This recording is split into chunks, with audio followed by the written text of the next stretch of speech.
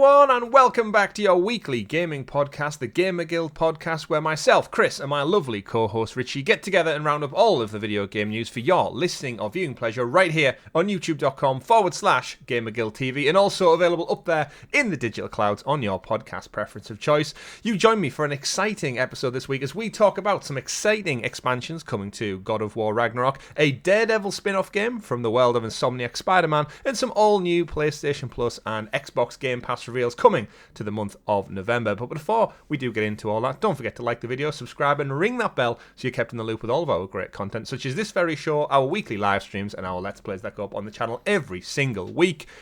You're joining me, as I said, alongside my man of many pixels, Mr. Richie. Good morning, good afternoon. Good morning, good afternoon, good evening, good night, if you prefer. Good night. Sleep tight, everyone. Sleep tight. I'm guessing most people listen to this on a Monday. I don't really know the cadence. I'm sure there's one person who listens to it on a night. Let us know in the like comments on the YouTube video if you listen to this to go to bed on a Monday night. What? I do actually listen to some podcasts when going to bed. It's something I'm one of those sleepers who, if I lay there with nothing happening, no TV on, no noise or music or something, my brain just won't switch off. I need like that background ambience to just doze off. A good one I used to use when I was in college was David Attenborough's Planet Earth. Yeah. Attenborough's voice is just perfect for just like, doze off, listen to the animal sounds and the sweet descriptions. And sort me right out. For me, sometimes, when you've got a lot of stuff on your mind, you can't seem to turn your brain off. I've sometimes put like some like atmospheric music on. So you lay in the bed, when you try to fix it, you have it quite quiet, you're trying to fix it, and then you just off. Yeah, you're gone before you know it. Absolutely. I love listening to a podcast for that. So do let us know in the comments below if you listen to this show at any random times throughout the day and or night. No Rob this week. He's busy with work. It's taking him up as we lead into Black Friday, so he's going to be very, very busy running his business. Yeah, I think he just did like a 20-hour shift. He was just telling us the other day. So it's the guy very painful. He's got work to do and he needs some sleep. Yeah, I think it's that time of year for all of us where we all kind of crunch leading into the festive period for various different reasons. So the advantage me and you have is at a certain time of the day we can go, right, clock off. Absolutely. Rob does not have that, unfortunately, for him. Correct. But, of course, we do talk about and play video games here on the channel, and that's what you are here for. So, Richie, we start every episode off usually talking about what we've been playing, and it's been quite a busy period, not only at work, but also in the world of video games. I'm sure our viewers and listeners all know this out there. What have you been playing this past week? I've played a bit of Spider-Man, not as much as I'd want, to be honest. But again, as we've mentioned, busy with work stuff. I've been a bit bouncing around a few Pokemon games, just, when you just want something kind of brain dead to play. Mm-hmm. Like, just put some music on, just play something brain dead. Like Pokemon Leaf Green, I can just play with my eyes closed, basically. So just power through it. Yeah, with using an emulator. Sorry, Nintendo, but if you port the game to the Switch, I'll pay for it. But the advantage of an emulator is I can use speed hack, so I can play at 500% speed. Yeah, and we do not endorse emulators on this channel, but there needs be sometimes. Yeah. What percentage through Spider-Man would you say you are now? Story-wise, I'm probably about 80 to 90% done. Then it's just mainly clean up. True. Yeah. Rings about true. But yeah. I think for anyone who's finished the game, I think I've just got Peter's last costume change. Oh, the last big one. Yeah. I was trying to think of a way to get Peter in without spoilers. It ramps up. I think last week I was saying to you or Rob, it was the fight in Times Square. It's now happened probably for you, so you're well aware of that fight in Times Square. It's quite a good spoiler free because obviously Times Square's in Newcastle. But I've finished it now. I've got the Platinum Trophy. Finished, done, all tidied up. As I think we've said a few times on the show, I think I somehow get through things more efficiently than you do when it comes to video games. I'm actually on a double platinum this week because this morning, the joys of having a child, I was up a bit earlier than I normally am. I've also got the platinum for Assassin's Creed Mirage. So I went back over. Nice. Some of them caused me a few troubles of some of the trophies. I will say there was one which was kill 10 people whilst blending in with the crowd. 10. Yeah, it took me about 50 for some reason. It wasn't like tallying up the kills properly. Watched a couple of YouTube videos. All the comments said it was like bugged for them. It didn't quite work. Some people said if you fast traveled, it broke the counter. And some people on Xbox said it was stopping at 90% achievement because it tracks them on Xbox. PlayStation doesn't, unfortunately. So I just had to hope for the best. And yeah, I was meticulously going through and just kind of in this like repeat loop cycle of like doing a big lap of the area till the enemies spawned again. I was getting worried I was going to run out of money for smoke bombs and the ability to stealth kill, because it's like a charge gauge in this game. And then, yeah, it finally like pinged randomly and then it's deleted from my console now. Not my favourite Assassin's Creed game, all things said and done. I think between playing things like Spider-Man and all the other amazing titles we've had this year, it's definitely a lot lower down on my list, I think. Like, possibly near the bottom. Like, not a bad game.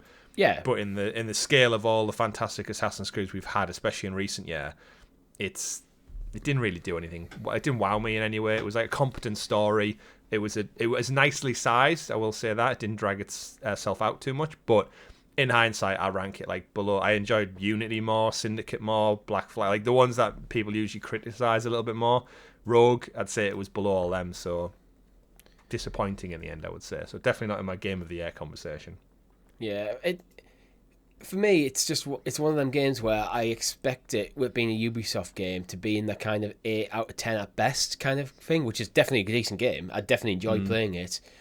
But there's 9s and 10s I haven't played that I have access to, so it's just like, so it's never been high on my priority list of things I want to play at the moment. Yeah, I'll get to it at some point. At some point in the time, I'll end up with Ubisoft Plus for some reason, and then I'll play it at that point, and I'll probably just mainline the story.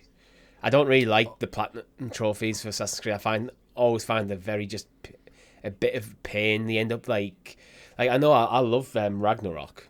Valhalla, but there was just so much stuff on the map. You went there and it's just like, I didn't find that stuff fun. It was just there. It's just tasks. Where the story I really enjoyed. So absolutely, there's probably other Assassin's Creed games I'd recommend before this one, but it's done. It's out the way, which means I can dabble in other things.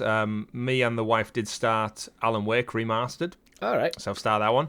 Very enjoyed it. I think that was another interesting thing, going back and starting Alan Wake around spooky season last weekend. It can be realised, even though Alan Wake's quite an old game, I initially started like enjoying just the premise and the story. It's Remedy, so it's very much in my wheelhouse of third person, over the shoulder, little bit of spooky elements. It's got a story. It's got literal chapters. So when we finished the first chapter, it was great as a couple to go like, right, do you want to draw the line under it tonight? Like, we'll end there. Yeah. And then we'll pick it up at it literally ends by going like chapter 1, chapter 2. Yeah, and again, because it's the premise of it is it's obviously Alan's a writer telling a horror story almost. It chapters it really, really well. And all the praise I'm hearing for Alan Wake 2, that might be like my next game. Yeah, I was going to ask, like, what's next? Well, I'm in this perfect time now where I have time. I mean, I don't have time between work, children, and Christmas and stuff, but in terms of what I'm playing, my big ones for the year are done now. That's it. So now I have this great like kind of 2-month window of just what I want. So recommendations in the comments down below. As I said, I've started Alan Wake, potentially leading into Alan Wake 2, like just do a 1-2 punch. But yeah, I'm open to kind of suggestions. I want to dabble a little bit. I am planning on streaming Rise Son of Rome for its 10-year anniversary later in the month. I think on the 19th of November, that game will be 10 years old at the launch of the Xbox One. So what a time to go back and play that one. I think that's about a 7-hour title, so I should be able to get through that pretty quickly. But yeah, do let me know. Alan Wake, good. Alan Wake 2 in the Game of the Year running, so plenty to play and plenty to talk about. I'm still planning to stream Ocarina of Time. Get it in there, I know, I need to. It's in my calendar to prep all the thumbnails and stuff, and it just keeps getting moved. Pushback. That's again, I missed out on this week's live stream for timings and stuff. One of the things aside from playing games I did want to touch on this week, I tweeted about it, but I've been doing a little bit of light reading, and that comes in the form of this magazine for audio listeners. It is the Unofficial Retro PlayStation Magazine. This was a Kickstarter that was started by a gentleman called Sandeep Rai on Twitter at 2_old_4_gaming. Designer James Madison and editor Ian Ryan. I want to give a shout out to them because I saw this on, actually heard it on another podcast, the Sacred Symbols PlayStation podcast, and they recommended it. It's basically, if anyone used to back in the day get the PlayStation magazine, it's kind of like a retro look back at that. So it's got PSP, PlayStation Vita. And it starts up with talking about like the launch games on the PlayStation 1 lineup. Goes through, it's very, very nice presented magazine, very glossy. Goes through the history of some of the launch titles. Started off, Richie, just to give you a bit of history. I know we always end the show with like looking back on this day. Launch title for the PlayStation 1: 3D Lemmings, Air Combat, Battle Arena, ESPN Extreme Games, Jumping Flash, Kalik, DNA Imperative, NBA Jam Tournament, Nova Storm, never heard of half of these by the way, the Raiden Project, Rayman, that was one that I had, Rayman the original one, just there, Ridge Racer, Street Fighter, Total Eclipse, and Wipeout. That was my other one, my other classic that I had back in the day, and that was it. How many people do you think would have guessed, say, Crash Bandicoot was a launch title? Probably a lot of people, but he came like the following year, didn't he, from Naughty Dog? Yeah.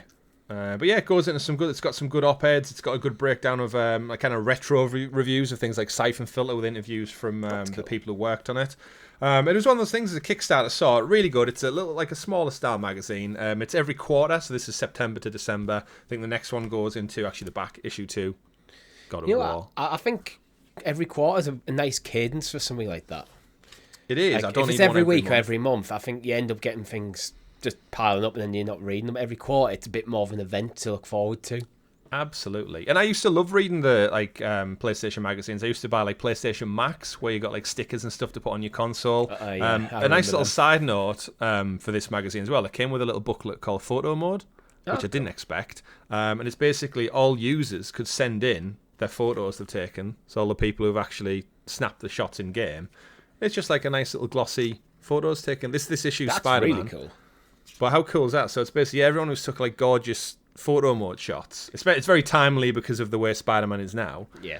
I'm guessing they probably in the last issue put a shout out like, okay, send in your screen grabs to this thing, and then we'll pick a selection you might get into the booklet. Yeah, absolutely. But I thought it's just a nice way to showcase kind of like your fans and your audience in like a little mini episode within it. But yeah, so shout out to Unofficial Retro PlayStation Magazine. I'll put the link in the description, but the content's there because, again, it's a Kickstarter. So if you're interested in that kind of thing, some physical media for you all out there, go check it out. Right, Richie, let's get into, without further delay, the bulk of the show. If you could introduce us to the graciously gathered GamerGuild Gazette, a.k.a. the news. The news. And as every week, the news is brought to you by our wonderful members, the fantastic folks who support the channel that extra little bit further, which you can over on YouTube by clicking join down below. From as little as 99 pence, you get early access to this very show, some other videos, stickers and badges next to your name in the super chat, and much, much more. Another shout out again for our merch store this week, because we're very lax on this one. We launched a merch store a few months back, celebrated it, and then we always kind of forget to talk about it. There's t-shirts, hats, mugs, coasters, anything you can think of with either the GamerGuildTV logo on, some of our other episodes, our little pixelated characters of ourselves, which I have one on my Xbox actually. You do, you stuck it to it. And I guess we should start pushing it because we're heading into Christmas. So if you think of that perfect gift idea for yourself, because let's face it, you're probably not going to buy it for someone in your friends or your family circle, treat yourself. I personally am fond of my GamerGuild mug, which I use at work. It does. The logo looks very good on like an all black mug. But there's another thing I need to actually shout out. It's more of an apology. I forgot to dedicate the news section to our members last week. So that is terrible. That is terrible. The news last week as well was brought to you by Helix, our Guild Heroes. The news every week is brought to you by our Guild Heroes. But yes, we couldn't do it without you, especially we know times are tough right now, so anyone who can spare that 99p or above, it is massively appreciated. And anyone who's listening on podcast services, it wouldn't happen without that, because we do pay for podcast distribution to make sure it gets out to the most platforms. And Google Podcasts is going, so I'm sure the price won't be affected by that one at all. Right, Richie. We've got our members. They're there supporting us. Let's get into the thick of the news because, as I said, we've got a busy, exciting show. Story number 1 of the week, God of War Ragnarok DLC or an expansion could be inbound, according to news reports. So reading from Dextero over on there, a potential leak of God of War Ragnarok DLC or a spin-off will be announced by the end of the year, possibly at the Game Awards. Following on from months of rumours, it seems to be in the works with an announcement coming soon. Spanish outlet Arayunos, I'm not going to butcher that again, as accurately reported leaks in the past. Their report says a source close to Sony confirms that Sony Santa Monica has been working on DLC for quite some time. The Game Awards this year does happen on December the 7th, and typically Sony does have a presence at the event. We've seen trailers in the past. We've had The Last of Us factions teased and some other big showcases. So, Richie, I want to pass it over to you. We both absolutely love God of War Ragnarok. I think it was our game of the year last year for the two of us, if I'm not mistaken. Yep. We both got the platinum in it as well, if I remember rightly. Where does this go for you? Are you expecting, if it is true, which I wouldn't be surprised. We've never had it. We didn't have it for the 2018 God of War, but we've since had it for things like Spider-Man with Miles. We've had it in the past with Uncharted. We've got Horizon Burning Shores. It seems to be Sony like to kind of segment DLC or expansions in after the fact. What are you looking for in a God of War Ragnarok DLC, or would you prefer a standalone, smaller title? A standalone, smaller title. Give it the Lost Legacy treatment. Let it become a bit bigger than just a bit of DLC. Maybe focus around a different character. Instead of you're not playing as Kratos, maybe you are focused more on Atreus. Or Atreus' missus, what's her name? I'm trying to remember. Angrboda. Angrboda, yeah. Maybe focus around, maybe she's the focal character. His missus, or his love interest / potential girlfriend. His missus. Atreus is far too young to be married. In the lifespan of a god, he's getting married far too young, if that's the case. Yeah, but you know what I meant. But yeah, that aside, yeah. But I think I'd focus on there, because with where the God of War ended up, I think there's a story to probably a short story to tell with them two before you go into whatever the next pantheon is. Because that's kind of what's been already implied with God of War, with Ragnarok. That it was kind of, this was always a duology. So there wasn't there is no planned third game within the Norse mythos. So maybe use a smaller title where you can just explore other characters in and around that world. I think could be quite interesting. But I think I would prefer it as a standalone rather than just a DLC. Yeah, because it's been. I'm with you on that. For me, I don't really like DLC. In some ways, I like the way Sony approach it, where we're going to focus on getting the game done right properly first, then we're going to move on to the DLC. But the downside of that is it's usually maybe sometimes 6 months, 2 years before the DLC comes out, and by that point, it's it's what they did with Horizon Frozen Wastes back in the day. It's it came out so much long after the game, but it's also kind of mid-game story content. So it's when you jump back into a fully level character, it just never feels right. So you want to do a start again. You have that kind of decision. Where if it's a standalone game, you can just jump straight in. It's expecting this is effectively a new title. There's no previous expectation on you. I prefer that personally. Yeah, I'm in the same boat with you. Actually, what I did do this week after I finished Assassin's Creed Mirage is I thought I'd give the PlayStation 5 cloud streaming a whirl. And one of the things I need to get back to is Horizon Forbidden West Burning Shores, the DLC, because I bought it upon launch thinking I'll play it, and then I think Jedi Survivor distracted me. So I never got around to it. So I thought I'll boot it up in the streaming. Runs great, by the way, PlayStation 5 cloud streaming. From what I tested out for the first couple of minutes, ran great, game look at not as good, obviously, it running natively, but performed really, really well. So very impressed so far with that.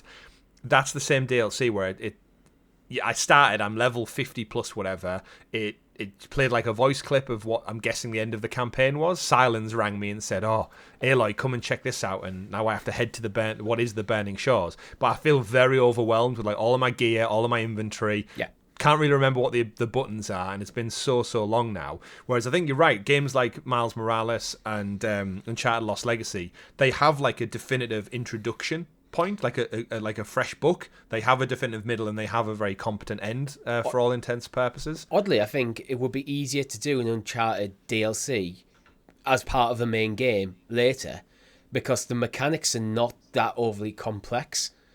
So you could quite easily fall back into the rhythm there, where something like a God of War, Horizon, there's a lot of muscle memory, there's a lot of specific abilities, understanding how the character plays and combos and different abilities, where something like Uncharted is largely just point and click for a lot of it, really. Yeah, great games, but absolutely. So it's just...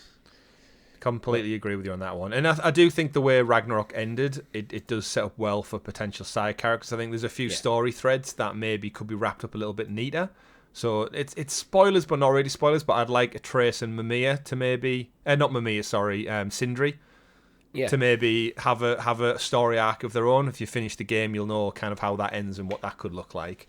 That could link into what I was saying. Yeah, it could be its own thing. But I think, a good 10 to 12 hour tale. The world exists. I'm more than happy for them to just open up another realm and for us to go and have a story in another realm. That's it, because they have the whole Norse realms, and you've only ever went in a little bit of it, so they have basically unlimited ability to just go, right, we're just going to go back to Svartalheim and we're just going to go in a different part of the world. Absolutely. Do what we want. And did we ever go to Earth or Midgard in both games? Like a small town on Earth, or is that just one that we oddly avoided, like where we live, where we preside? No, actually, isn't that where most of the game actually takes place, in Midgard? But aren't you just in a forest or something? You're not like in. You've got like you said. Yeah, you but like the Great Lake, I think realms. that's in Midgard. Like the main hub of the world is Midgard. Yeah, I'm pretty sure. I might be wrong. So I guess you are restricted a little bit too, just like around the main lake area. Yeah, so you probably spent more time in Midgard than any other of the realms. Maybe it's because you're there, I guess. But, yeah. Yeah. Correct me if I'm wrong, chat. In terms of the game, though, yeah, I think it's about the right time. But as you said, so long has passed. Glitchy, yeah. Yeah, almost to the day. Yeah. Remember, Black Flag was supposed to come out this time last year as well, and that's been pushed back again. But yeah, I guess at the Game Awards that seems about appropriate. We know Christopher Judge loves talking at the Game Awards. He had like a 20-minute monologue, didn't he, last time when he won the award last year? So yeah, I'm more than happy for that. I think it's very exciting stuff, and I guess we could see new characters. In terms of God of War itself, as someone who never really dabbled in the original action-heavy games, I know we said this is a duology. I would love them to take the characters and just return to like kind of Greek mythology roots or Roman mythology. Like just give us another one. Like take the characters, or some of the characters at least, a remake in like a different setting. Yeah, like. Take the original storylines and maybe weave it in, because we know this is the same Kratos from the original games, but I just want more combat style and exploration and story as God of War, but I'm also a sucker for Greek mythology. I think if you're doing a remake, though, you have to be kind of true to the original vision of how the combat played out, which is very different to these games. But you could do something like work quite well, but it would be a different game. But you could continue Kratos' story, having whatever's next story arc is, instead of just going, this is all set in the Norse pantheon before it was in the Greek pantheon, maybe he is going back to his roots. Maybe that is the next part of his character journey, is to revisit his roots and the story of why he left and came. Unfinished business. Because that's never really explained. It's not, no. And as someone who's only really played the duology reboot, I'm kind of like ignorant to it all, so there'll be a massive audience out there who did play it and some didn't. So I think there's a perfect melding of the two, which could come together. So yeah, very exciting stuff. God of War, fingers crossed. Hopefully, I will be all over that when it does, if it does get announced. Moving on to story number 2 of the week, keeping in the realm of DLC and expansions. Spider-Man 2. We're just wrapping up. Richie's finishing the story. I've got the platinum. I'm sure many of you out there are thoroughly enjoying it. It's PlayStation 5's best-selling game of all time, after all. People are starting to kind of get their hands into the world now and dig deeper into the city of New York and see what they can find. And there's been a particular Easter egg this past week, which has been dug out there in the wild to potentially tease upcoming content or DLC. Brian Interhard, who was the video game, I think, creative director, has been doing the rounds as well on a couple of gaming podcasts. I think he was at IGN, he was at Kind of Funny, talking about in depth for like an hour plus about the game, about the total spoiler cast, going in depth in it. And what's kind of came to fruition about this is a couple of questions around the existence of Daredevil, aka Matt Murdock, existing in the world of Insomniac Spider-Man. And the reason being is there was a clip, I don't know if you've seen it already, Richie, but there was a small area in Hell's Kitchen, which is where he traditionally resides, or nearby Hell's Kitchen, Upper West Side, where there's a building that seems to highlight the Hand, which for anyone who watched the Netflix Daredevil series or familiar with the comics or the books, they're the kind of the goons who you take down throughout Daredevil, like your cannon fodder, the multiple enemies. And somebody found a room where basically you go in and there's lots of symbolism around the room that references the Hand. There's red flags, there's signs up on the wall, there's swords, almost like in a hidden armory. And it's not just like, your typical, they just have the window effect to make it look like it's a 3D room. This is an actual detailed room with like a candle burning inside it, and it's too obvious to not be. Now, in the first game, there was a sign for where Nelson and Murdoch's lawyer firm was, and that was not there on this one. The plaque on the entrance to the house was blank. That has since been patched in an update, so it does say Nelson Murdoch, because there was rumours saying like they've moved house, they've moved out, the lawyer firm's been shut down or whatever. But Brian Intihar doing all of the interviews this week, when asked and pushed a little bit further about Daredevil, he just kind of like coyly said like, watch this space or you'll have to wait and see. So I'll pass this over to you, Richie. Yeah. Knowing fine well that I've been shouting about a Daredevil game in the style of Batman Arkham for many, many years now on this channel. What do you want to see out of Spider-Man 2 DLC, and do we think Daredevil's the perfect fit? Oddly, it's kind of similar to what we've just been talking about with God of War. Is like do the Miles Morales thing, but focus on Daredevil. You can bring Spider-Man characters in. The world's already established. A smaller title focusing on Daredevil to go as a story. Yeah, you could bring either Peter or Miles in as a playable character at certain missions. You already have them. You already have the world. Just tell a good, fairly small Daredevil game. I don't think we necessarily need the whole full city exploration kind of lots of different nodes, different mini games and stuff to collect that we've got out of Spider-Man 2. But just do a small title with focus on Daredevil. I think Insomniac would absolutely nail the combat. Yeah, I think so as well. And that kind of goes back to, I've seen a couple of articles this week about Spider-Man 2 is basically the new Arkham series. Yeah. Like the fight style, especially with the spider sense and the dodge and the snapping to combat mechanics. It's so fluent, it's so fun. And the weird thing with New York is you don't really spend a lot of time on the ground. There's this gorgeous realized city. It's wasted. With Daredevil, you're going to change perspective a lot, because I know he does traverse buildings and stuff, but it could be very much more grounded, very much take Hell's Kitchen, just expand it, so it's going to be largely Hell's Kitchen in the Upper West Side, generally. Mm-hmm. So you're not going to get the full New York, we're just going to zoom in and go, this is where you're going to play, and it's going to be a lot more grounded, a lot literally a bit more boots on the ground. And just, yeah, quite different. You could even go a bit more stealthy with the approach in some ways. You could, yeah. Give us those Mary Jane missions back. You don't want him just walking down the street in his full Daredevil suit all the time. But maybe there's like some missions during the day where he is actually Matt Murdock going about investigating stuff. Then on the night, he gets the spandex out. Do we ever see New York at night in Spider-Man? Yeah, there's a few missions. Is there? Because I can't really visualize them in my head. The Times Square mission you mentioned earlier. It is. Yeah, it is. You're right. Yeah, because the whole area is lit up. I don't think there's an actual day-night cycle. It's mission-based. It's every time you start a checkpoint, it kind of resets the timeline, doesn't it? In terms of this one, I think there's a few things. So Brian also confirmed throughout his interviews that the Wolverine game that they're working on, which we all would theorize is their next big title, is set in the same universe. So I think it's Earth 1048, if I'm not mistaken, is the one he confirmed it as.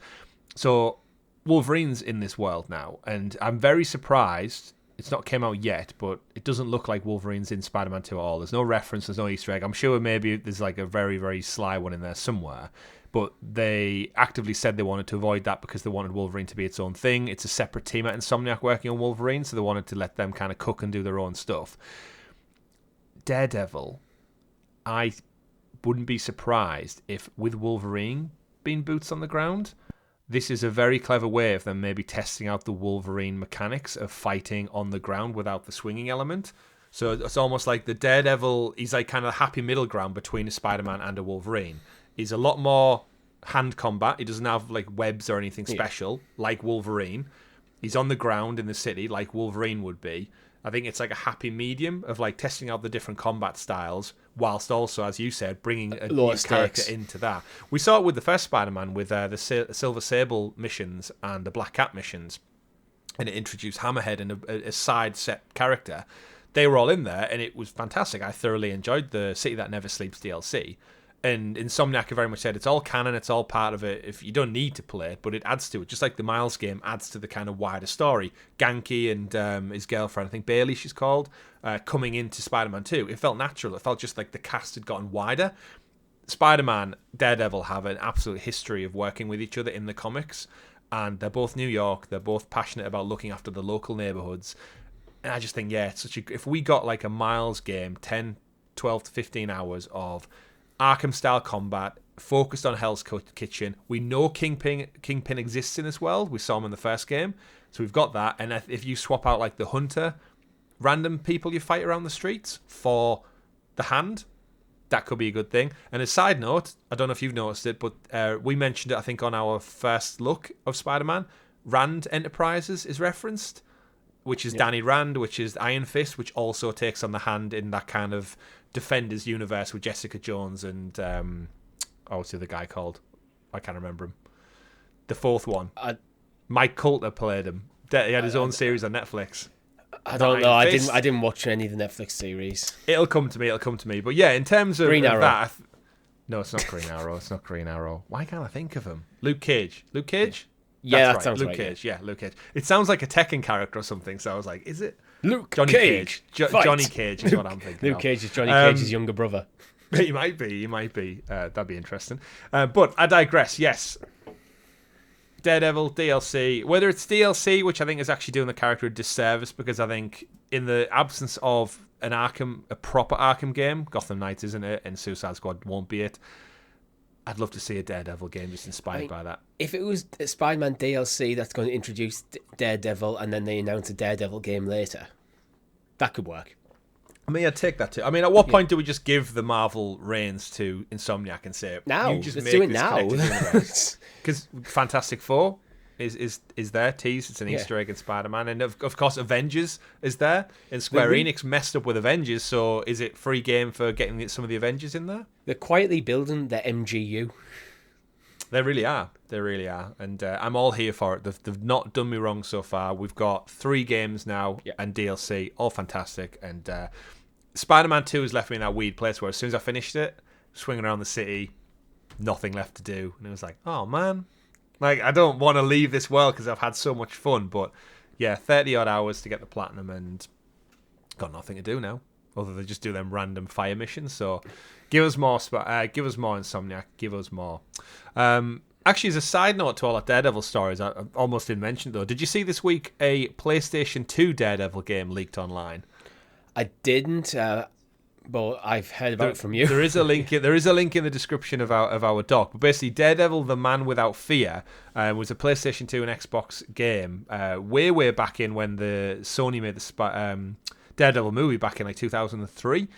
And the video's leaked online. It's got a full kind of prototype clip from that era running on PlayStation 2. And it looks good. It looks like the Spider-Man game we got back in the day. It's definitely worthwhile checking out if you've not had the time. It runs for about 17 minutes. It shows a classic PlayStation 1 kind of menu screen. The combat looks very similar to the Spider-Man games back in the day. You basically go through some Daredevil chapters. It's got comic book descriptions, comic book font. And yeah, you run around, you have power-ups, you have combos. And you fight people on the roofs of New York and on the streets. And it's just very, very timely that this game leaks in and amongst all the rumours. But it looks like... it's one of them leaks. Yeah, leaks specifically done on purpose. But you can grapple to walls. You can use the... referred to as the Shadow World technique, which is heat view. Which I know Daredevil, obviously, his big thing is he's blind. So he uses echolocation to fight people. I guess Shadow World is almost his, like... Batman sense or his Assassin's Creed like scanning motion so you can see people, because obviously as the player you can see him running in the world, controlling him. But yeah, there's some interesting things that could be done there in terms of mechanics. But apparently the game started out with a modest budget, and it was increased when Sony Pictures started working on a Daredevil movie with Ben Affleck. But then it was claimed Sony didn't want the game to feature a beat-em-up style combat and any grinding mechanic, and it wanted grinding mechanics similar to Tony Hawk's game. So they reluctantly added it, and then it just seemed to all unravel and fall apart, and we got a Game Boy Advance game instead. And here we are, 20 years later, talking about potentially Daredevil coming to Insomniac's world. So, yeah, fun little teaser. It's a shame it doesn't exist. Daredevil, the Man Without Fear. Maybe that's what they call it. Just use the title again. Why not? It's not been used. But yeah, that was a nice little side note for that one. Moving on to our third big story of the week. Lies of P, the successful, sold 1 million copies. Pinocchio-inspired Souls-like, Soulsborne-like. Still a strange thing when you say it. Oh, we're going to do a Soulsborne game based on Pinocchio. Yeah, it's so cool though. It is cool. Sequel confirmed. The game director has confirmed. Ji-won Choi confirmed it this week, and also some forthcoming DLC is also in the works. He thanked the community for passing 1 million sales this week and confirmed, and I quote, "Our highest priority is developing the DLC and working on our sequel." The DLC, which of course is early in development, shouldn't take too long to get out because all the hard work's already been done now. And he did quote and say, "I can promise you one thing, what I just showed you scratches merely the tip of an iceberg." So now there's all these theories going around, Richie, that basically anything that's in the public domain could be this. And I'm not going to spoil it, but there is an after credits scene in the game which basically opens the world up to another famous IP that's also in the public domain. And it's very tantalizing. No, not Winnie the Pooh, no. But it could be now. But it just makes me think, if you think of all like the Grimm Brothers tales and stuff, and all those characters that you think of from your childhood where you were told them, like Little Red Riding Hood and stuff, you could have Lies of P and the wolf's the big bad guy at the end of it. Three Little Pigs, Hansel and Gretel, all of that kind of crazy stuff. It's all in the public domain. There's got to be some fun to be had there. But yeah, really well received. Pinocchio, Lies of P. Again, it's one of those titles I think you and me would both probably absolutely adore if it wasn't a Soulsborne game. Yeah. I know we say this on the show every single week, but I was watching clips of Elden Ring on a Let's Play series I'm watching this week, and it's like, man, I would eat this stuff up if I didn't die 200 plus times a day playing it, because I just don't have that patience in me. It just doesn't exist. Yeah, I've said before, like, especially when I did take down with the first boss in Elden Ring, one of my crowning achievements as a gamer. I get it. I totally get it. The euphoria you kind of get when you've managed to overcome that hurdle, it is a great feeling. But for me, it doesn't quite offset the amount of stress and frustration that went to get there. Same. That's a personal preference. I respect the games. It's just not for me. Yeah, and I think our audience, who are predominantly like a little bit older, have families and busy lives and work. Again, that's one of those things. But it seems to be like thick and fast these games are coming out. I think Rise of the Ronin is a big PlayStation exclusive for next year. Looks gorgeous in the trailer. Combat looks fun. Has me worried that it's another Soulsborne game and it's going to come out and it's going to be reviewed and revered, and I'm going to go, these games just need kind of a story mode. That just let me turn the difficulty down, let me experience the game you've played.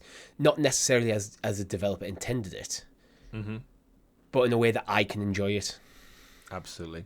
But Lies of P sequel confirmed, so Lies of whatever, A, B, C, D, E, whatever that might be, and DLC coming soon. Maybe to Game Pass, we'll have to find out. Story number 4. Destiny 2 developer Bungie has been the next studio hit with plenty of layoffs in the video game world.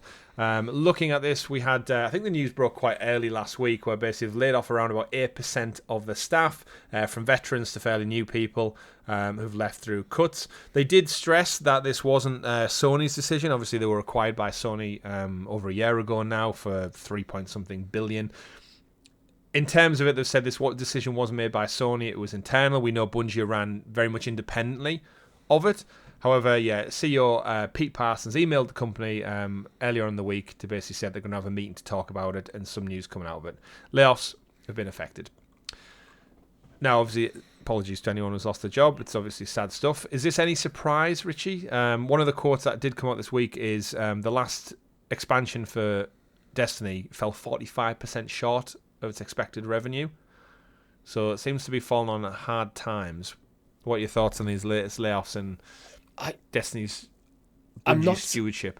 I'm not surprised, because it's so prevalent in the video game industry, and I just generally think that if you have to go through cycles of mass layoffs for any company anywhere in the world, if you do these kind of cycles of mass layoffs and having to then a year later ramp up your staff and lay off and ramp up, it's like, that's just bad management as far as I'm concerned. Yeah, there's always some shedding of staff when a big game launches and it happens, because you've got QA testers and stuff, and people who writers are no longer needed because it's different. If you've hired someone on a project basis, you have been hired to work on this project. At the end of the project, thank you for your work. You move on to the next thing, because as an employee, you're going in with that knowledge. Yeah. That's different to being hired on as a full-time developer for this company, where the reasonable expectation is at the end of a project you'll be moving on to the next project. Yeah. They're different scenarios, And unfortunately, the video game industry seems to be hiring people on permanent positions and then laying off, because the end of a project wouldn't be a layoff. That is the work complete. You are employed for the duration of this project. At the end, we can discuss potential other projects with you. If not, our contractual commitment to each other is complete. So that's a very different scenario, and it always annoys me, because it's a lot of, if you think about what it is, it's people. People often, the video game industry is spread out across the world, so people often sometimes moving to different countries, uprooting their families, buying houses, getting mortgages and stuff, and then to one day someone comes in and goes, right guys, the game didn't sell very well, so all you have to pack up, off you go. And so I know he's saying stuff like, the great talented people, but that's more of a kick in the teeth as far as I'd be concerned.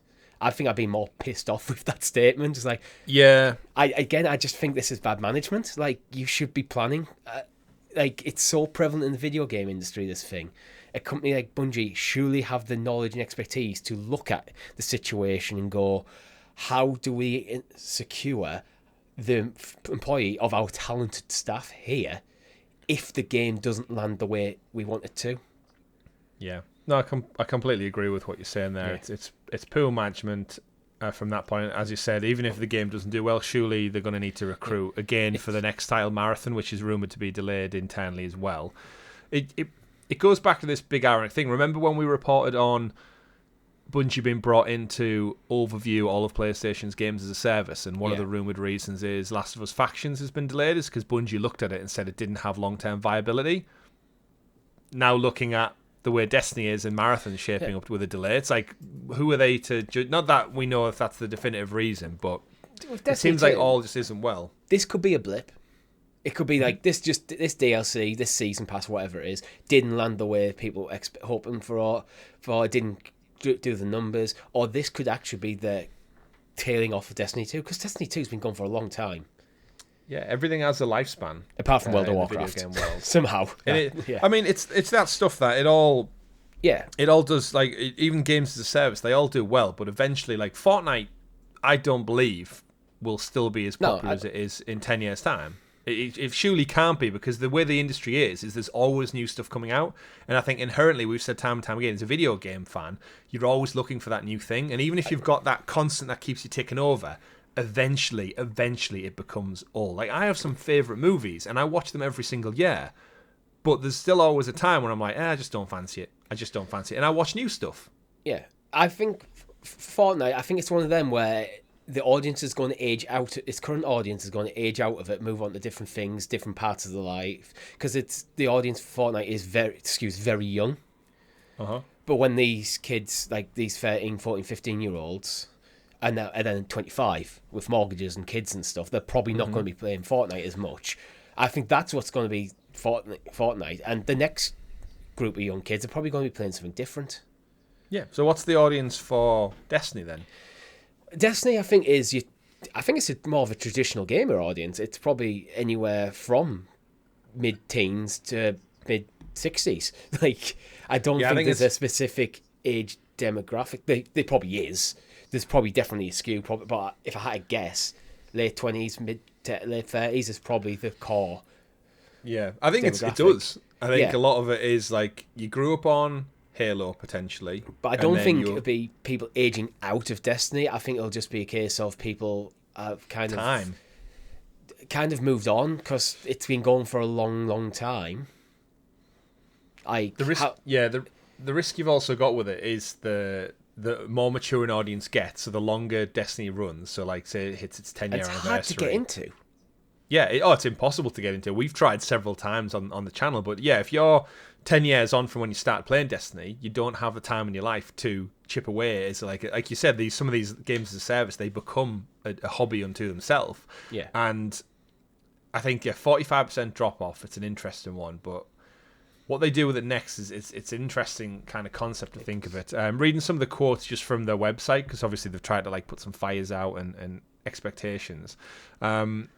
Quoting from there, they said, while it did not delay the final shape, it strongly emphasised the importance of the project, stating it wants the expansion to be among the best games we've ever made. This has been one of the most difficult weeks in our studio's history, and we've parted ways with people we respect and admire. We've spent this week supporting one another, including those who are at the studio, as well as friends and colleagues who are no longer here. We want to acknowledge the feedback and concerns you have about Lightfall and recent seasons, as well as your response to the reveal of the final shape. We know we've lost a lot of your trust. Destiny needs to surprise and delight. We haven't done this enough, and it's going to change. The statement continued, to us, the path forward is clear. We need to make the final shape an unforgettable Destiny experience. There's something in there, like the wording of it. It's like saying things like lost your trust. It doesn't set off a good footing, does it? Like acknowledging it, I think. We're not in with the Destiny community, so we don't know how things have been perceived in terms of the hardcore Destiny fans. I'm hearing that and reading that is the core Destiny audience have been complaining probably quite vocally about some of the decision making. And layoffs don't seem to be the way to fix that, in my view. Especially when you keep referring to these people you're laying off as incredibly talented people. Like, surely that's one of the people you want on your side to try and help you navigate the rocky waters. People we respect and admire, but we just don't want them here. Seems like an odd back and forth between it. But yeah, we won't rest on it too much. Obviously, sorry for all the people who lost their jobs. I'm sure they're talented enough to pick up something elsewhere. But maybe getting out's good now. Destiny's on its way down. Marathon's an unknown quantity. Maybe now is time to go flex your muscles a little bit somewhere fresh and new. It could be a blessing in disguise, but I'd rather personally people make the decision rather than forced. Yeah. Moving on though to our next story of the week, another thing that's been going for a long time and seemingly has also hit a bump in the road. Call of Duty Modern Warfare 3 is coming under intense scrutinisation, Richie. Now, similar to Destiny, we don't really dabble too much in Call of Duty anymore. I was intrigued by some of the early Call of Duty Modern Warfare 3 stuff that was teased. Safe to say I'm now not looking at it, even though I have free time now. Modern Warfare 3 review from IGN for the campaign in particular gave it a 4. Bad. And read from the verdict. Modern Warfare 3's campaign commits the biggest sin possible for a globe-trotting action thriller. It's boring.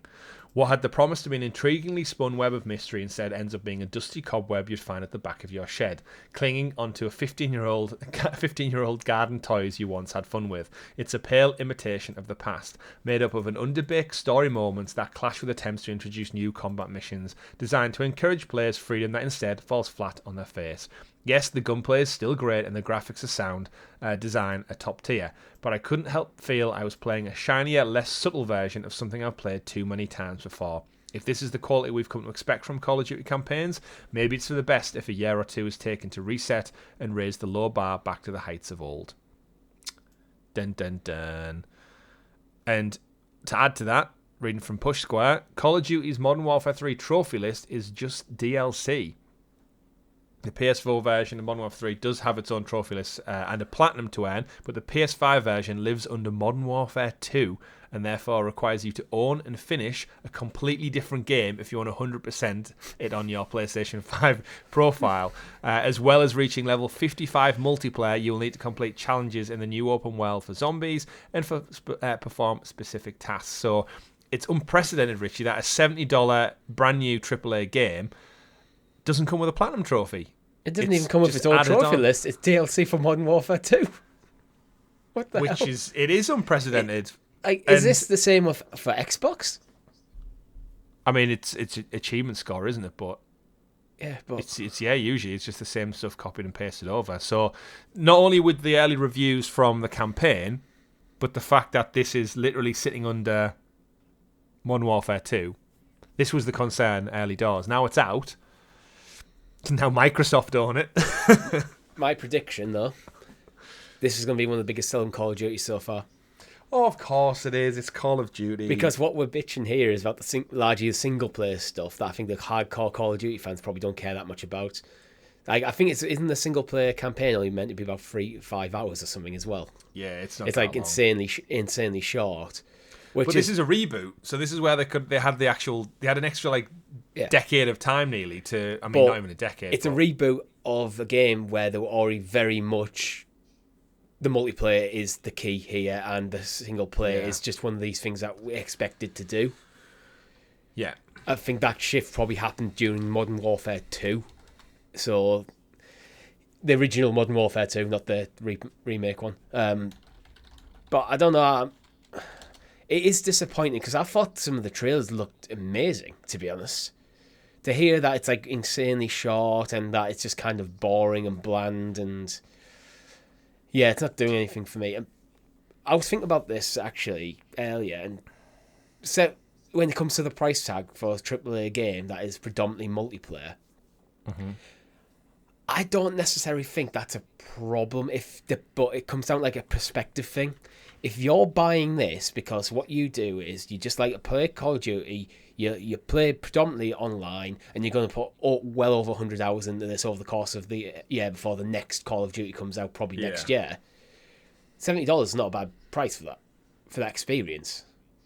However, if you're predominantly like us, predominantly single player gamer, who occasionally might have dabbled in the multiplayer, $70 is way too steep for the offering. Yeah. So this is like, for the argument of the price, I think it really does come down with perspective. It's like you, there's no way in hell I'm paying £70 for this game. Just not even considering it, because I won't get the benefit out of that. I probably would enjoy the campaign because I do like a bit of Call of Duty's campaign stuff. But I have very little interest in the online, so the online will be the odd thing I dabbled with and might put maybe 20 hours in max over the course of a year, if that. So it's like, I don't think I could justify this. This would be a nice game to come to PlayStation Plus in the future for me. Yeah, it goes back to what we said about Battlefield with the lack of campaign. What am I paying for? I could just go play Warzone for free. Yeah. So I just do that. And even a more of a stinger, looking back at the original Modern Warfare 3 reviews from 2011, IGN, 9. Video Gamer, 9. Eurogamer, 8. Game Informer, 9. The Guardian, 9. Destructoid, 9.5. It's worse than its predecessor, even though it's the same, but rebooted. It kind of boggles the mind, actually. It's like, why would you do a remake of Modern Warfare 3 if you weren't fixated on the campaign, on the main campaign? Because the multiplayer side, you could either put that into Warzone as an expansion or into Modern Warfare 2. So you already have 2 platforms where you could put the multiplayer side. Mm-hmm. So it makes me think that the single player should have been the priority in this development. You would think so, because then all it's about is maps, isn't it? They've said a lot of the maps from Modern Warfare 2 skins, are going to come across. Yeah. Who knows? If you want another thing to sting a little bit more as well, PS5 reported file sizes are almost 240 gigabytes as well. So make sure you clear out some of that back catalogue to make way for the behemoth that is Call of Duty. That's half your storage. Yeah. But again, we're not experts on it. I'm sure people will still buy it in their millions. But Call of Duty on some rough waters. Hopefully their open world zombie mode might save them, because that, again, the multiplayer could be great. With it having the 3 pillars, like the 3 verticals within it, like campaign can take a hit. If the multiplayer is still fantastic, and then the open world zombies is like as good as zombies has been at its height, that could be enough to satiate a lot of people. I think I've probably said this before, but I think it might be time, especially this could be the time under Xbox's ownership, where you splinter Call of Duty out. You have Warzone. Warzone is just going to be a platform for the multiplayer. We're going to do season passes. That's how we're going to fund all that sort of stuff. Mm-hmm. And then what we're going to do is every maybe 3 or 4 years, we're going to do a 15, 20 hour single player campaign. And you can have some synergy between it. So characters in the single player campaign can be skins in Warzone. And you can expand Warzone into having various different game modes as well. So that's what I would do with the franchise. And then you get both sides get the love it deserves, rather than the single player just feels like it's been tacked on, even when it feels like this shouldn't have been what it is.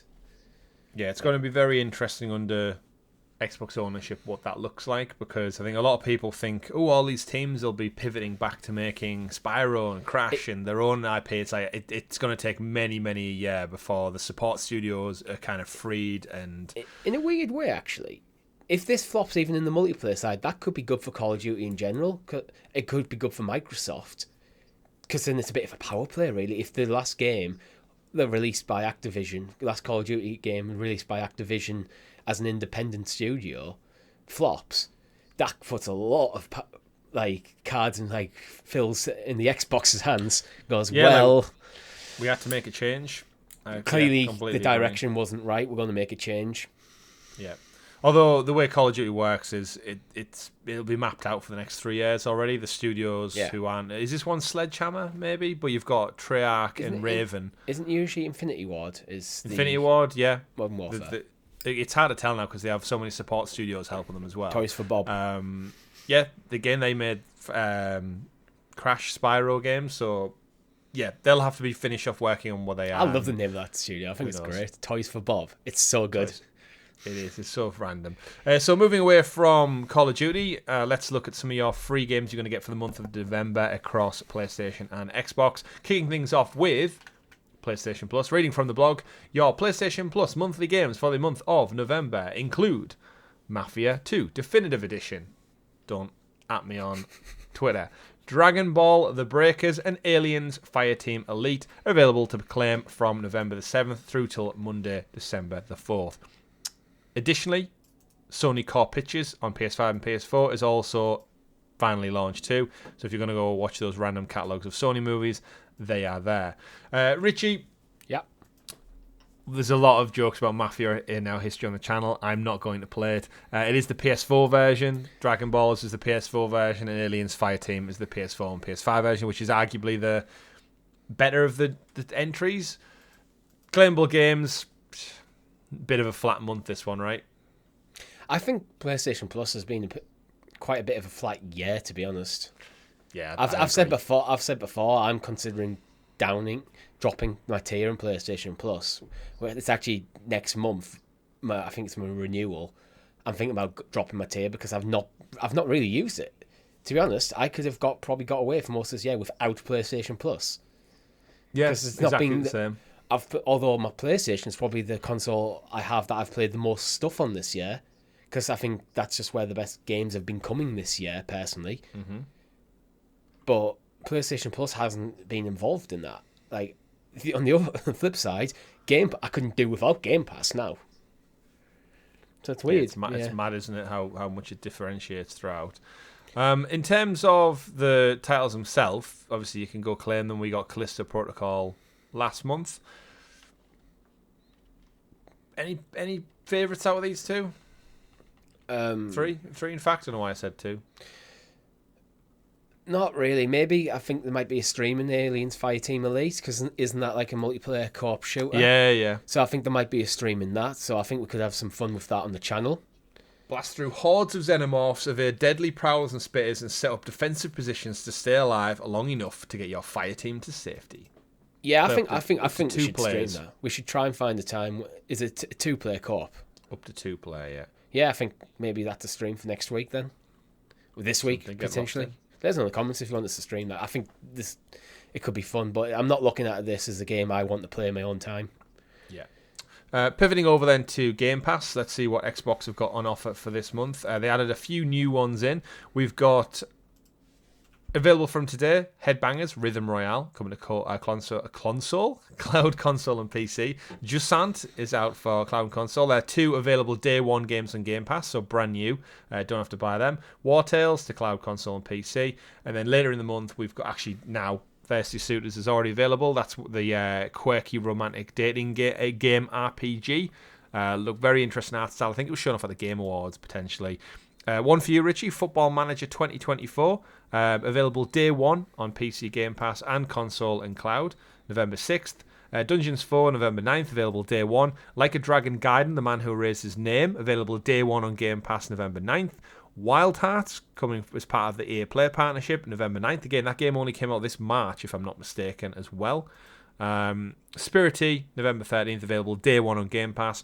And Coral Island, November 14th, along with some other DLC for other titles such as Age of Empires coming along the way. A few titles are also leaving: Football Manager 23, Ghost Song, Coffee Talk, and Townscaper, amongst others. But side by side, Richie, it's very rare we get the news at the same time of these two catalogues and we're able to actually compare them.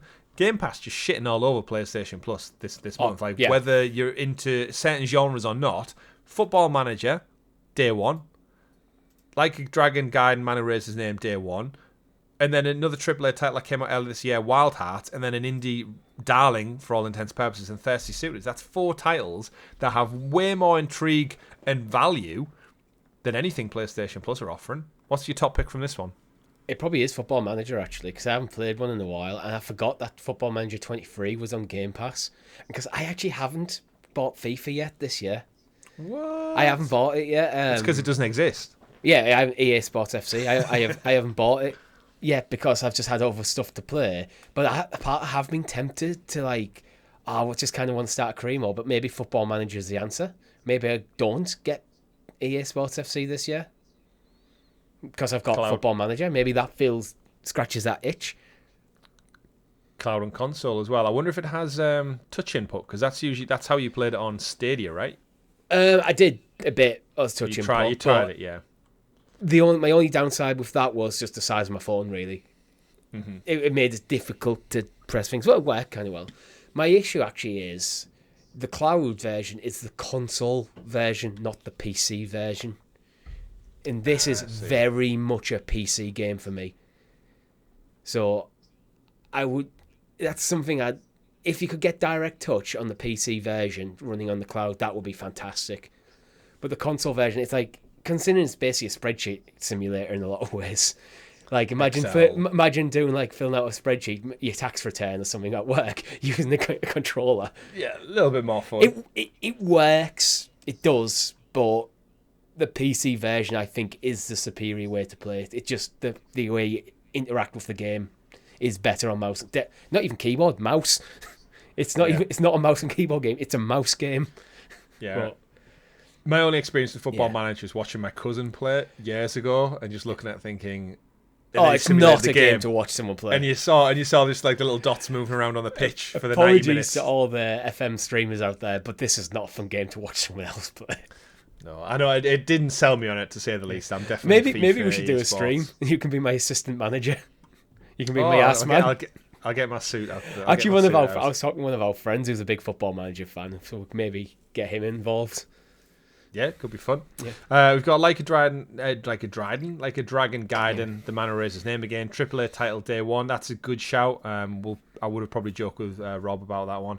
Can't really remember which one this is. I know there was a lot of stuff for the new Like a Dragon game that was announced at the showcase the other week. The preview. Is this the one where he was naked on the beach in the trailer? Yeah, and then it ended up basically being an Animal Crossing clone, but that's just a side piece of content within another Like a Dragon game. It's not the main game, and it's just this franchise has just become the Grand Theft Auto of Japan. It's so everything's prolific. happening. Yeah, that's the thing. It's crazy. It feels like you can't go 6 months without a Like a Dragon game coming out. What's Sega really pushing this? They really are. It's their franchise. And then, as I said, I think Wild Hearts came out earlier this year. I enjoyed what I played. I played the I think we got a 3-hour demo or something. That's the Monster Hunter clone, isn't it, where you could kind of summon like boxes and stuff, platforms. Yes, I forgot about the boxes until then. Yeah, I enjoyed what I played of it. It's just not for me, basically. But yeah, I think that's one of the first games I trialed when I got my Series S. Started playing at the start of the year while I was on paternity leave, I think. And then Age of Empires 2 Definitive Edition gets some DLC. So if you're looking for that definitive Age of Empires experience, the Mountain Royals new campaign is out now. So, moving things on, rounding out the show as well, we've got some review roundups for other titles dropped this week. The big one I wanted to highlight, because I want to be an advocate for this, is Robocop Rogue City. It's out. It's getting reviews. Destructoid gave it an 8.5 out of 10. Windows Central gave it expected. Windows Central gave it a 4 out of 5. Eurogamer a 3 out of 5. That's more like what I expected. Yeah, IGN 7 out of 10. Yeah. So the reviews have dropped and they're mixed to average, almost generally positive so far. Might sound like good news. Teon's Terminator game eventually fixed many of the issues, getting a cult following, and many fans claiming it to be large the most faithful and fun Terminator game ever made. Robocop Rogue City seemingly is following in the same footsteps, leaving gamers satisfied with a well-calculated throwback to simpler times and a shiny representation of a worn-down and satirical setting the movies are known for.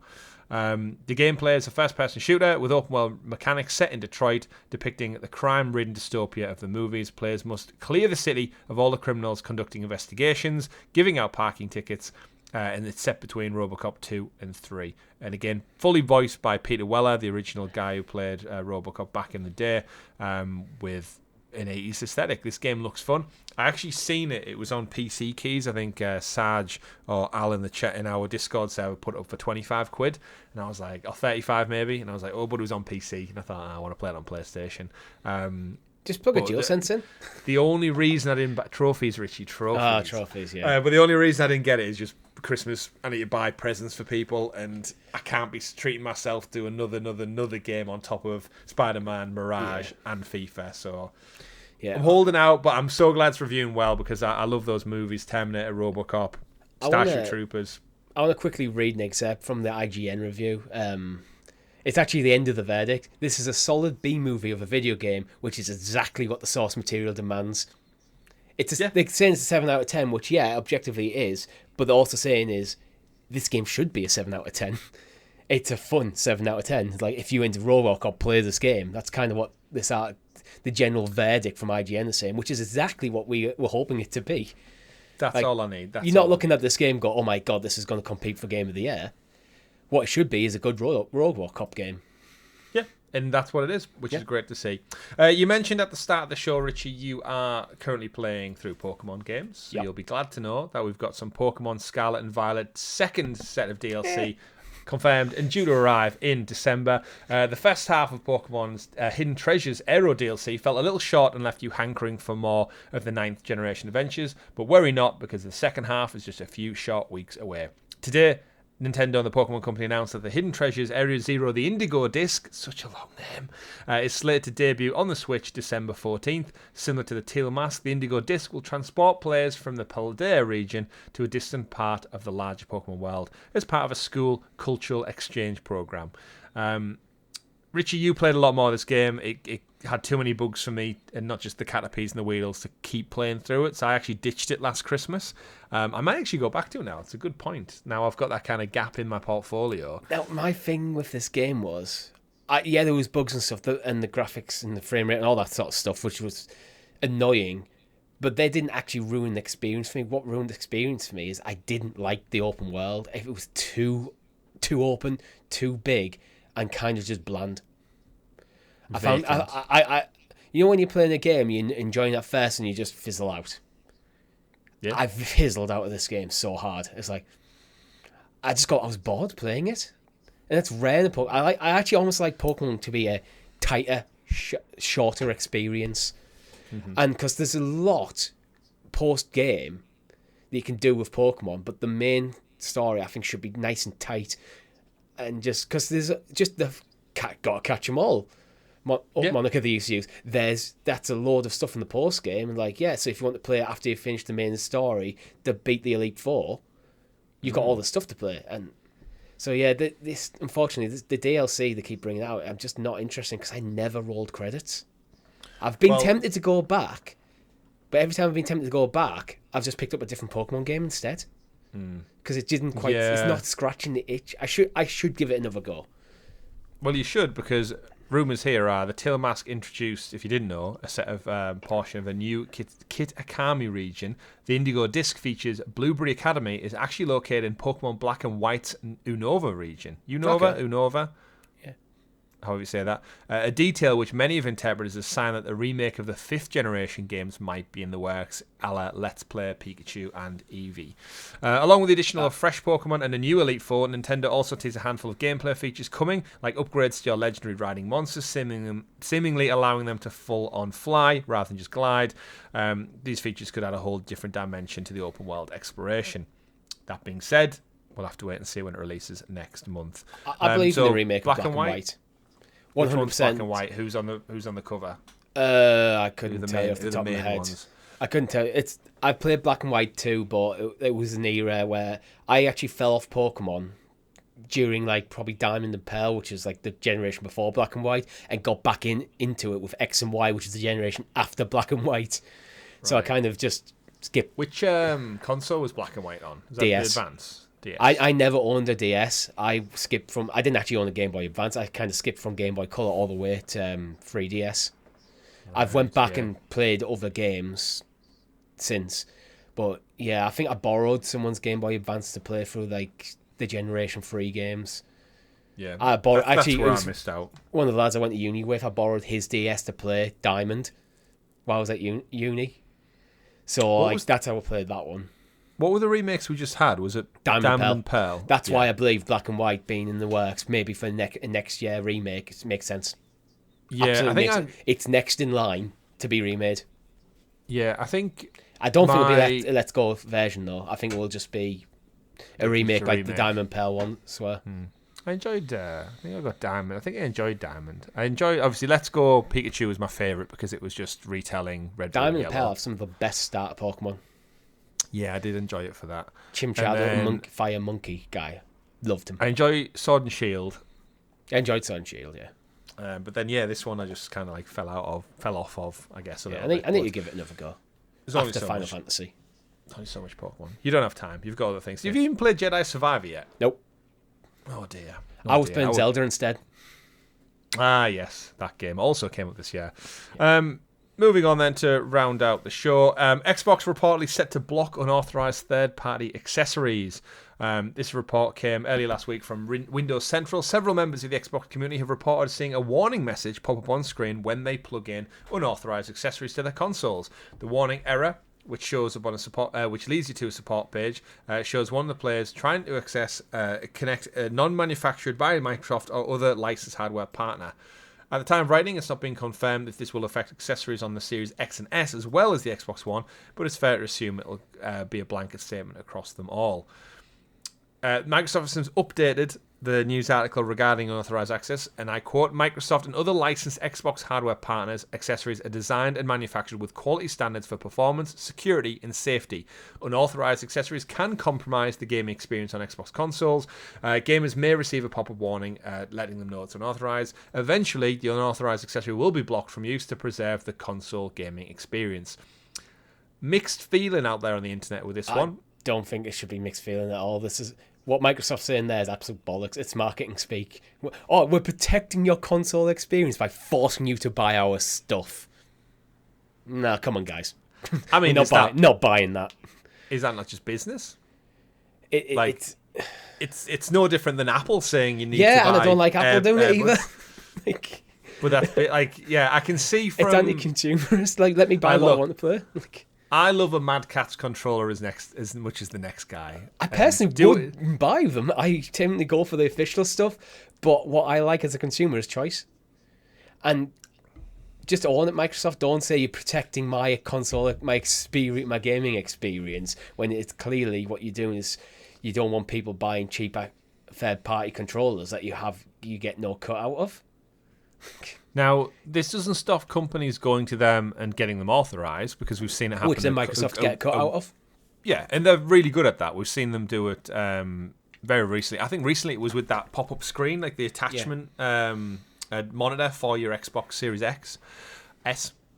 But in terms of unauthorized thing, I do believe there is an element of security. If you're plugging a device in that's going to mimic itself as a controller or something, you could get into the internal workings of the console. I do get that.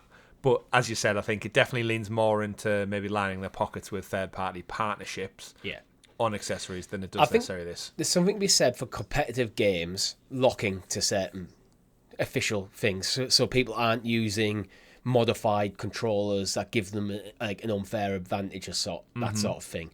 Especially in the actual professional esports. Yeah. Situation. For me, in a professional esports situation, if I was running one, you all get the same exact hardware. You don't bring your own, this is what you're using for this competition. Because then it's a level playing field, and it's down to skill. Yeah. You can be told what it is in advance, so you can train on it if you want to, but... Yeah, so I do think there's an argument there for the console experience by locking it down in the multiplayer setting. But for a single player setting, just if I want to pay 10 quid for a cheap piece of crap, let me do it. Yeah. You too, Sony. You're not getting off the hook with this. Open up Bluetooth for my earbuds so I can use them. So I don't have to buy yours. Oh, maybe you might have to wait a little bit longer for that. Not long until the Portal's out, actually. Yeah. We didn't have it in the news, but they did actually get a date this past week for it. Moving on, though, away from unauthorized accessories, let's pivot towards our few wrap-up stories. Last of Us Season 2 is now expected to enter early production in 2024 after the writer's strike still winds its way down. HBO boss reporting from Variety has shared the news at a HBO event held in New York earlier on this week, meaning even though the strike still getting wrapped up, and it's obviously had a knock-on effect and delay. It looks like it's due to be start shooting in 2024. Craig Mazin, the showrunner and co-creator, has also said that the scripts were written and they were sent off for basically like final thing before the strikes happened. So it seems like the core of the content has been roadmapped out. It's just getting the green light from, I think, the writers and the actors guilds and stuff to basically go into production. Obviously, HBO probably want this out sooner rather than later. We all remember what happened with the last writers' strikes when it basically... No, not the Clicker Cast. That will be back. But in terms of the writers' strike, obviously had a massive impact on television back in, I think it was 2005. It screwed over Lost. It screwed over Heroes. There was a bunch of other TV shows that basically either the quality dipped or the wait between seasons was too long, and a bunch of other stuff that had a knock-on effect to it. So hopefully things like The Last of Us won't suffer from that. They already have, obviously, the source material. The game's out there and exists, so that's a good starting point. All them other shows that were just trying to wing it and make it up from scratch have nothing to go on, whereas at least, again, with, I think, Neil and Craig, they'll be fine. They'll be fine. It's just a shame we have to wait so long, isn't it? Yeah. But we knew it was always going to be a bit of a wait anyway. I think we were probably maybe hoping for a 2024 release, but it'll soon be, if it's early 2025. Yeah, exactly. And we'll be covering it, as you rightly said, Richie, here on the channel, no doubt, with the return, Season 2 of the Clicker Cast. If you are watching The Last of Us, if you're catching up, if you're maybe going to sit down at Christmas and unwrap the lovely Blu-ray disc when it arrives under the Christmas tree from Santa, why not go back and check out the Clicker Cast? It's one of our probably best produced shows we've done in terms of content, where we go through and review and discuss each episode and break it down. So definitely recommend it. I had a fun time doing that show. Yeah, me too. We did it live, actually. It was fun. We did do it live. Yeah, that was something a little bit different. And that brings us to an end for this week's episode of the GamerGuild Podcast. And as always, every week we'll round out by looking back through the years of gaming history and picking out some absolute classics. So on this day in video games, what have we got, Richie? Let's see. Ratchet & Clank, the original for the PlayStation 2 from Insomniac of Spider-Man fame. 20 years ago in 2003, on November 4th, Ratchet & Clank launched.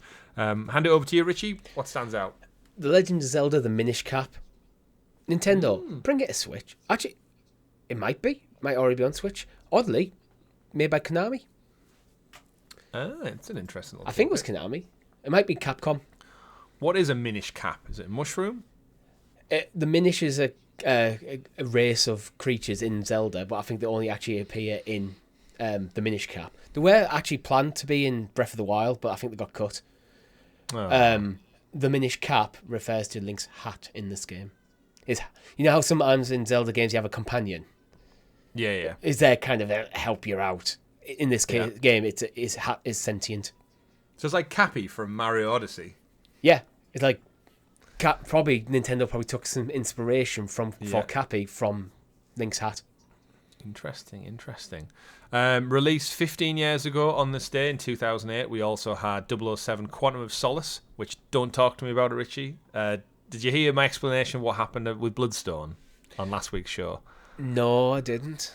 I explained to Rob, so again, go watch the video, folks, if it's out. I got to the end of Bloodstone.